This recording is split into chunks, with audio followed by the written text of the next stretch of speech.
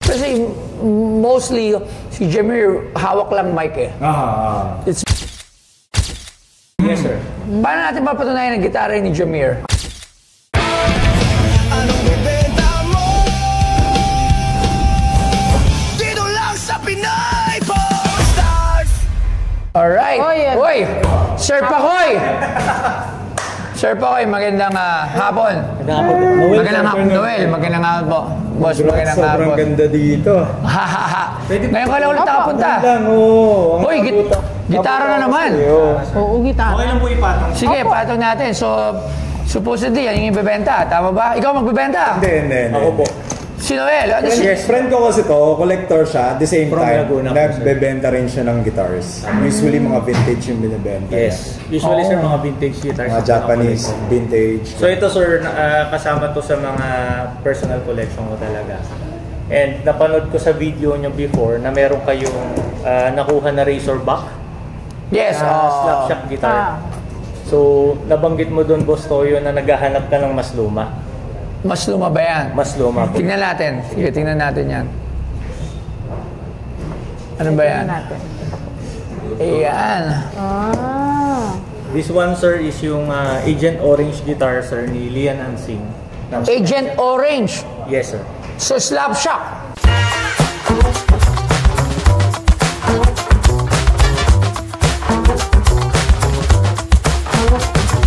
Ang Slapshot ay isa sa pinaka-legendary at matunog na banda sa Pilipinas na nagpasikat ng nu metal at rap metal sa OPM scene.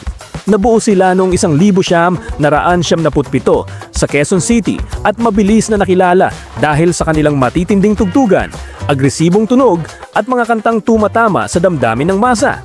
Sa mga awiting tulad ng Agent Orange, Cariño Brutal at Anino Mo, naging tinig sila ng henerasyong Pinoy na mahilig sa matinding rock at headbang. Sa loob ng mahigit 2 dekada, nag-iwan sila ng marka sa entablado mula sa mga malalaking konsyerto dito sa bansa hanggang sa international stage. At ngayon, ang binebenta sa PPS Stars ay ang Lian Ansing guitar at ang unang gitara ni Jameer Garcia, Slapshot, kasama ang Dickies Towel at Black Slapshot Silence T-shirt. Yan talaga yung gamit niyang, kaya sabi ko, so, One of my favorite song. One of my favorite song is sa Slapshot is Agent Orange. Talagang pag may sinabi Slapshot, yun yung unang-una sa akin sa akin yun ang pinaka-paborito ko, Agent Orange. Agent Orange, get up. Agent Orange, come up. Agent Orange, you better get up now. Di ba ganun yun? Yes, sir. Galing mo? Mismo. Bagay sa'yo yung yung kata. Yan, so... Ayan. Kaya din talaga ako napasama kasi sabi ko, guys, history kasi yung guitar na to eh. Nagulat nga ako na nasa kanya. Yeah. Kasi nga ang nangyari was, bumisita lang ako sa shop niya. Tapos, wala, tumitingin-tingin lang ako ng mga guitars doon. Tapos, nagulat ako na nasa kanya to. Actually, hindi ko sana siya out talaga eh. So, Ang mga sticker, may Hakimula Juan pa. May Allen Iverson. Allen Iverson to. Ano kasi to? Yung 90s pa tong guitar na to eh. Yung brand na to. Sun? Kung di ka familiar sa brand. Actually, made in India. Pero licensed to na Fender. yeah. Fender. Oh, Correct. so parang 90s lang siya. 80s, 90s. Yeah. Tingnan yung mga pinaglalagay ng sticker dito. Incubus. Kasagsagan din kasi niyan eh. Oo. Corn, sir. Corn, yan. So, saan naman ako yan? Bali, sir, nagpipik talaga po ako. So, nagko-collect po ako. Si Lian kasi, marami na rin po kami naging transactions before. Pero Puro gitara? Puro gitara, sir. Pero ito kasi, sir, talagang... So, yung mga pick na yan, yung mga panahon na yan, mura pa. Matagal na rin, sir, sa akin yan. Oo, pero mura pa. Yes, sir. Yes, Oo, sir. kasi may nakausap po dati, yung mga nakuha nila. Yung iba nga, parang bigay-pamigay na lang din halos. Lalo pag friend. Kunyari, binibigay lang sa friend eh. Tapos yung friend, yun yung nagbebenta usually. Hindi minsan direct. So, di ba, parang ganun yung iba eh. Yes. Alright, so ito direct from? From Lian talaga, sir. Alright. Pero Okay. yun nga, dito, dahil nga sabi ko sa'yo, may surprise ako sa'yo, di ba? Para talaga ma-authenticate natin, tawagan natin siya. Kasi malapit lang siya dito. Si Ansing. Si Ansing. Alright. From QC lang din siya, sir. Okay, o saan na? Na-set up na natin? Oo. Actually, Alright. nandiyan na si Ansing. Si Hansing. Oo, nandiyan. Ito! Hansing, halika rito! Halika rito! Ito na! Ito! Halika rito! Halika rito! Ito! Ito po yung vocalist ng Slapshot, sir. Miyembro ka pala ng Slapshot. Ito pala yung gitarista. Ay, hindi ba yan? Akala ko siya. Okay, so sige. Anong surpresa natin? So, yun nga. Natawagan ko na si Hansing. So, nandyan na siya. So, Dada. Wow! Siya mismo yung mag-authenticate ng gitara niya. Sir! Ayan. Si Lian Hansing. Wow! Magandang hapon. Gitarista ng Slapshot. Familiar ba sa'yo yung gitara na yun? Parang. Ano yung ano? So sa ito, sir, Matik. anong year? Ano to, bigay sa akin ito ng tatay ko. Walang, tawag doon. Walang support niya sa pagigitara. Ito yung binigay niya. Mga anong year? Mid-90s. Mid-90s. Kailan ba nag-start ang Slapshot? 97.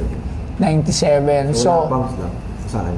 nasay na yan. Tapos nung pumasok ko sa Slap, ito na yung wala mong gamit. Ito lang yung gitara. Yan na rin yun, sir, yung nasa album cover po. Ay, 4th degree. Yan, 4th Yan degree. din ginamit mo sa recording? recording. What? Agent Owners. Ito din. Yes. Wow. Grabe ah. Di ba? Oo. Ay, Mga hindi legends ang kinibutan. mga Hindi legends kinibutan na yung pumupunta rito ah. Nagana pa? Nagana, sir. Magana yan. Magana. Dahil hininahan ko yung volume. Ano to? Tungin mo nga. Naka-draw. Yan, sir. Detest pa niyan si... Oh, Ba? may ano pa. Oh, may fix show. Gigitara ka ba? Banda din yan. Banda rito, banda ron. Gusto ko mapanood si Sir eh.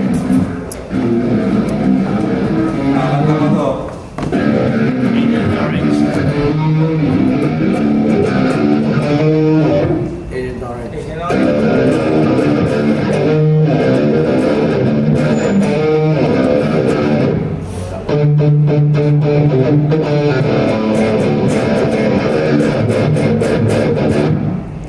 Talaga? Ayan ah. Actually, sir, 100% working pa rin po siya ever since nung na-stop pa rin. Tunay kulay. So, makikita nyo, sir, relic na talaga. Mas white to that. Alright, convinced na yan ay legit na galing talaga sa banda ng Slapshot kung Sa gitarista. alright. Maraming salamat. Pumunta pa dito, nagdala pa ng ano Dinala pa mismo yung may-ari. Oh, yes. Oh, okay, magaling ang probe na. Authenticate, sir, legit talaga. Okay. Tanong. So, ang tanong, magkano? Sir, before ako mag-offer, sir, ng price. Lapit ka dito, sir. Before po ako mag-offer ng price, sir, meron pa po kasing isa pang special, sir, na guitar na dala ko. Ano Ano ko naman po kasi is package ko sa, sir, i-out. Ano naman yan? Ito, sir. Let's go! Ito, mind blown din ako na nasa kanya yan. So, madami kang gitara. Alam mo, meron ako isang gitarang gustong-gusto makuha din. Yung na kay Darwin na Superstar. Kay Ellie ata. Ellie. Ellie galing. Yung ano niya, yung brown, black, yung lagi niyang nandun sa museum ni Darwin. Ay, Darwin, Boss Dar, yan. Sabi ko, grabe. Trade, no? Grabe collection din nun, ng puro Trade mo yes. sa Rolex. Wala, hindi niya tinawaran ko ng ano yun eh, ayaw niya. Ito naman, sobrang, Ito, sir, very special in my heart talaga to kasi idol ko talaga si Jamir, sir. So, ito yung gitara niya, sir. first guitar ni Jamir. Jamir, si... Gitara mismo ni Jamir. Yes, sir. Paano natin mapatunayan ang gitara ni Jamir? Alang Kaya din siya nandito. Actually, sir, may clips din po sa YouTube. Pwede ko rin ipakita. Kasi mostly, si Jamir hawak lang mic eh. It's very seldom na, parang di ko pa nakita na umakot ng gitara si Jamir sa performance. Actually, si Jamir, guitarist vocal siya sa dating banda niya. Silang magkakapatid. Yan, Bruce Lee's Curse yung Oo, yung first band niya. mga siblings sila. Sila magkakapatid. So, yan yung isa sa early guitarist. Siya nag-paint. May pirma? Unfortunately, sir, walang ano, sir, eh. Wala Lagi sa akin ito. Lagi sa'yo. Opo. Pero meron din to, sir, music video or video. Ito yung Bruce Lee. Ayan. Pero itong guitar na to mismo, it's a Japanese brand eh. Ano to eh, Ibanez Roadstar to eh. Nung $7. first time ko siyang nakita, so parang sa Roadstar to, mga 80s din to eh. Yung guitar na to. So Ibanez Roadstar siya. Wala na rin yan. Si Jamir nag-paint nito. Ito yung original paint niya. Sa likod. Tapos minodify na rin yan, no? Parang mukha siyang ano, Van Halen. Meron kayong picture na hawak to ni Jamir? Yes, sir. May sign, no? Whose sign is this? Kay Lian na, sir. Meron yata video sa YouTube na gamit niya yan. Meron. Okay, the price. For both. For both, sir. Asking ko siguro, sir, is 2 million, sir. Dalawang gitara para sa 2 milyon. Napaisip ka. Para sa 2 gitara, barat na ako ngayon eh. 300,000. Kaya ba, sir, miski 800, sir? Si Kuya pa. Kung nauna-una mo itong dinala, baka doon sa lumang museum, baka nabili ko to agad na ganun presyo. Actually kasi, before na naglilipat kami dito, I went into some auctions, mga legend when it comes to auctions, yung mga alam how to price the historical value ng mga memorabilia, and especially an icon like si Jamir tsaka si Sir Lian. Diba? Kasi consider natin silang icon kasi may sarili silang category. They have their own fan base na until now. Yes. Andyan pa rin yung Slap Army. Subukan mong birayin yung Slap Army. Andyan pa rin sila. So it's an icon, diba? Kasi madaming fan ng Slap siya. Yes, sir. Globally. Yes. Globally, pero it's still Filipino. Yeah. Usually, globally tayo, kasi kalat yung Filipino. Diba? Pero meron dito mga fanbase for sure kasi mga English yung nito, maramang nakikinig. Yeah. Kasi kahit si Bomba Salaman, meron. Saka nakailan tour din sila US, Canada. 350? Ikaw lang makakasagot niya. Hindi ko kasi alam magkano mabili niya.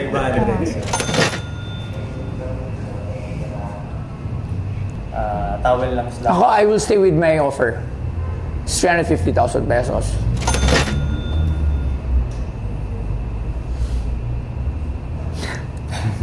For both guitars. And yung port degree burn.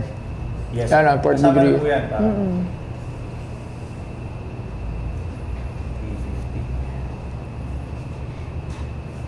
Sa ngayon. So, if you'll come back another day, hindi natin alam. Mali mo buha pa, mali mo tumas. Pwedeng tumaas, pwedeng bumaba.